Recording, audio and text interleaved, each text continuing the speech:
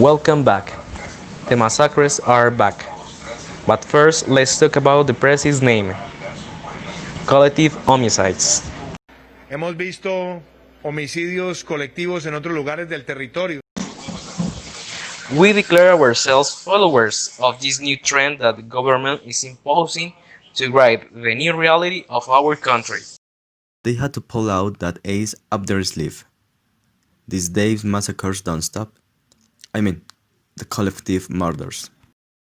Therefore, it doesn't matter that the UN High Commissioner for Human Rights interpret as a massacre the murder of three or more people in the same place, at the same time and with the same alleged perpetrator.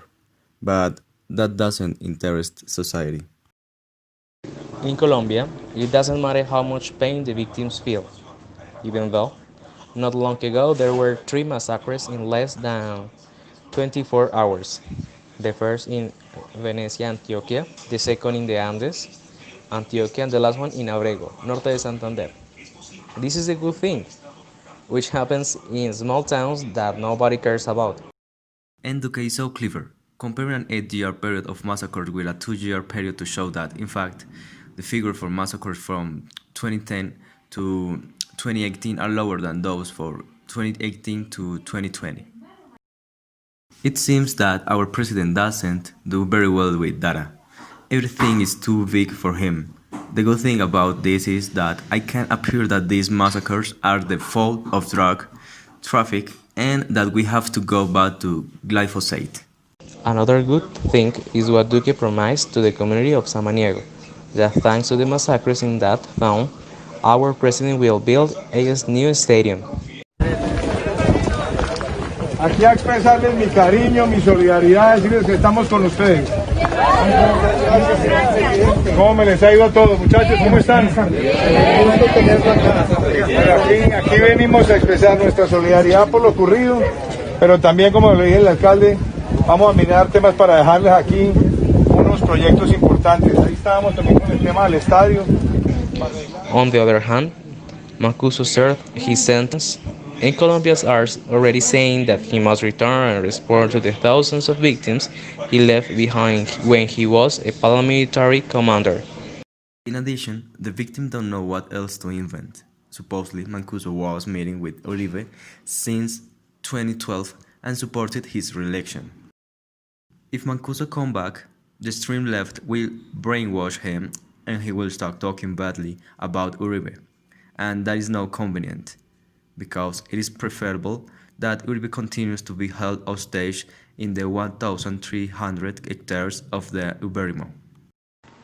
It turns out that our second president also had a new controversy when Do Brands, the firm that helps to improve his image, had a list of 400 influencers that he followed from June to December 2019, and every month he gave them a positive or negative rating. Several people came out to criticize because it is strange for them to violate privacy in a country like ours, where freedom of expression is supposed to exist. In other news about the protest of these days, people are angry because the police supposedly killed the lawyer Javier Ordóñez. I can't believe people getting angry about these facts. And people have come out to damage everything, outraged by alleged negligence of justice. That is not important. Here, the important thing is to maintain the monopoly of the economy.